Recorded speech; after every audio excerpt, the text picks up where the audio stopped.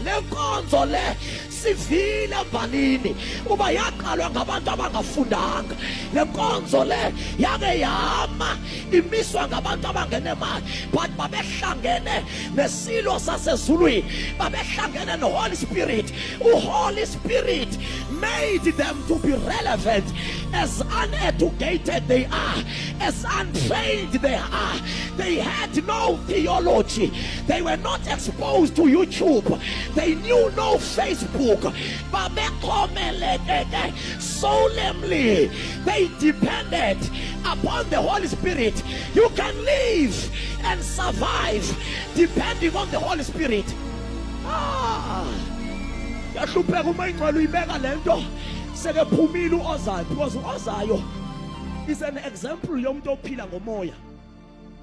Le ndoda ayikwazi ubhala le ndoda ayikwazi ufunda le ndoda ayisazi isilungu le ndoda yazalwa inyawo zijonge emva. At teenage yayivuza izincwe le ndoda, ingakwazi uthetha. Yahlabelela kwi-teachers prayer, wayekhona uTata uMvinjelo.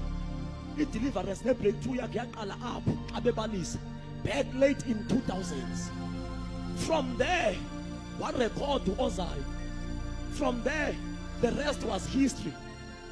Namhlanje akakayo esikolweni uOzayo usurvive ngoHoly Spirit. Noba ungashumayela ngeEnglish akayizwi English, then umniki altar call, he will be relevant. Noba ungashumayela ngeEnglish and then uthi uOzayo give us a song, he will sing a song that connects to the message, because the guy lives by the Spirit.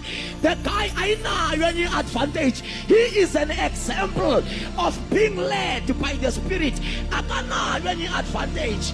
Makafuna uya kwi-ATM kumele aphelekezelwe ngoba he cannot use the little that he knew.